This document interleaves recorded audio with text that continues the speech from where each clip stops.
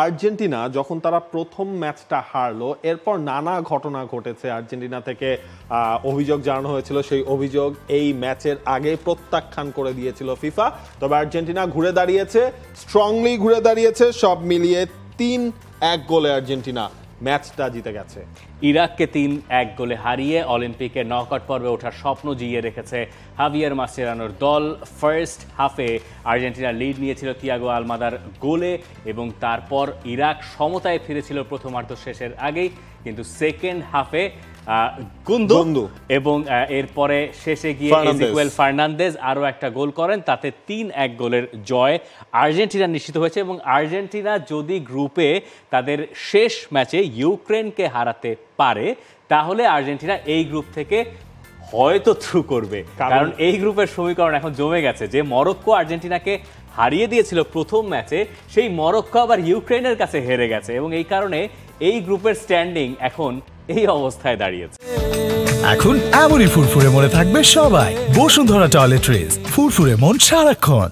মানে আপনি যদি গোল ডিফারেন্সের হিসাব করলে আর্জেন্টিনা সবার ওপরে রয়েছে। ইউক্রেন যেহেতু গতকালকে মরক্কোকে 2-1 গোলে হারিয়েছে, ইউক্রেন কিন্তু একেবারে 4 নম্বর থেকে 1 লাফে 2 নম্বরে উঠে এসেছে। এখন যে অবস্থা, মরক্কো ইরাক লাস্ট ম্যাচটা তারা খেলবে, আর্জেন্টিনা ইউক্রেন অন্যদিকে তারা আসলে খেলবে। এবং সেখানে আর্জেন্টিনা যেই জিনিসটা আসলে বলছিল, হাভিয়ার মাসচেরানো যেটা বলছিলেন যে বাকি দুটা ম্যাচ মানে যা হয়েছে হয়েছে, বাকি দুটা ম্যাচ আমাদের ওই স্ট্রংলি কামব্যাকটা করতে হবে। আর্জেন্টিনা কিন্তু এই ম্যাচে স্ট্রংলি তার প্রথমটা কাজটা প্রথম পরীক্ষায় পাশ করে গেছে। এখন লাস্ট ম্যাচটা এমন হয়েছে যে আপনার গ্রুপের 4টা দলের জন্যই কিন্তু ডু অর ডাই ম্যাচ। গ্রুপে 4টা দলের কথা যদি আপনি হিসাব করেন, তাহলে এই জায়গায় মরক্কোর কথা যদি আপনি চিন্তা করেন যে আপনি মরক্কো, আপনি আর্জেন্টিনাকে প্রথম ম্যাচে হারিয়েছেন, আপনার ইতিহাসের অন্যতম সেরা সাফল্য, আপনি পরের ম্যাচে ইউক্রেনের কাছে হেরে গেছেন। মানে এই যে একটা অধারাবাহিকতা, যদিও এটা আন্ডার-23 টিম অলিম্পিক ফুটবল এবং সেখানে সিনিয়র 3 ফুটবলার খেলেন, তাও তাদের ভেতরে দেখেন আপনি কাল যখন স্টার্ট করলেন ইউলিয়ান আলভারেজ, সেখান থেকে তো আমালদা গোল করলেন। প্রথম গোলটা মানে আলভারেজ বলটা দিয়ে দিয়েছিলেন আমালদাকে, আমালদা গোল করেন। দুজনই world cup winner. Nicolas Otamendi captain, তিনিও ওয়ার্ল্ড কাপ উইনার। আর্জেন্টিনার ফুটবলারদের এক্সপিরিয়েন্সে যদি এই 3 জনের এক্সপিরিয়েন্স হিসাব করেন, তাহলে বাকি এই পুরো টুর্নামেন্টে বাকি যারা খেলছেন তাদের কারো এই এত এক্সপেরিয়েন্স আসলে মানে সাকসেস এক্সপেরিয়েন্স। এবং তাদের যিনি কোচ মাসচেরানো, তিনি 2 বার অলিম্পিকে গোল্ড মেডেল জিতেছেন, ফিফা ওয়ার্ল্ড কাপের ফাইনাল খেলেছেন, চ্যাম্পিয়ন্স লিগ জিতেছেন। এইরকম হাই প্রোফাইল টিম আপনি যদি ধরেন, তাহলে আমার মনে হয় থিয়েরি অরির ফ্রান্স ধরতে পারেন আর আর্জেন্টিনা ধরতে পারেন এই হিসাব করলে। সেই হিসাবে আর্জেন্টিনার পরের রাউন্ডে যাওয়া উচিত, কিন্তু উচিত বলে তো কোনো কথা ফুটবলে বা খেলায় আসলে টেকে না, শেষ পর্যন্ত যে কোনো কিছু হতে পারে। এবং সেটা আর্জেন্টিনা দেখেছে। ইরাক যখন সমতায় ফিরলো, আর্জেন্টিনার তো হাঁটু আরেকবার নড়বড়ে হয়ে গেছিল, তাই না, অলিম্পিক ফুটবল দলে স্বাভাবিকভাবেই। তবে কোপা আমেরিকার চ্যাম্পিয়ন আর্জেন্টিনা, তারা তাদের যতটা আসলে কষ্টকর পরের রাউন্ডে যাওয়া, মানে অনেক সমীকরণ, ইউরোর চ্যাম্পিয়ন স্পেন, তারা কিন্তু অলরেডি পৌঁছে গেছে অলিম্পিকের যে পরের রাউন্ড, সেই পরের রাউন্ডে। কারণ গেল রাতে তারা হারিয়ে দিয়েছে 3-1 গোলে ডমিনিক রিপাবলিককে।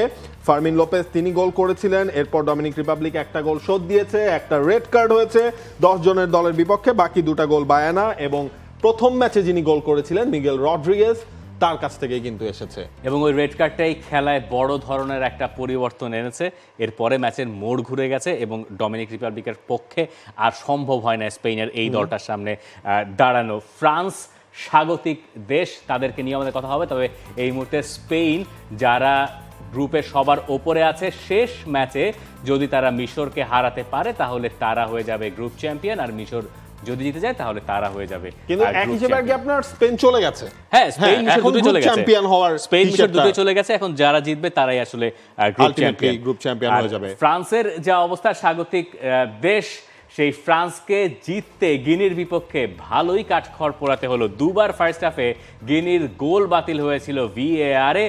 এরপরে গিয়ে সালদিয়া, তিনি গোল করেছেন 76 মিনিট, রাইট 75-76 মিনিটে গোল করলো।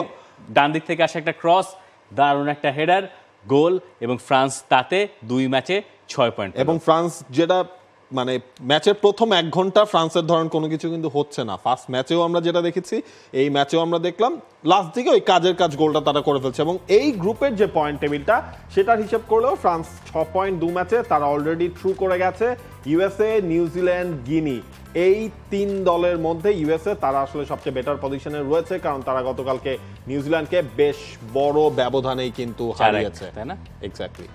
For more updates, subscribe to our YouTube channel and click on the bell icon. Follow us on Facebook and Instagram. Download T-Sports app to enjoy exciting games and highlights. Visit tsports.com.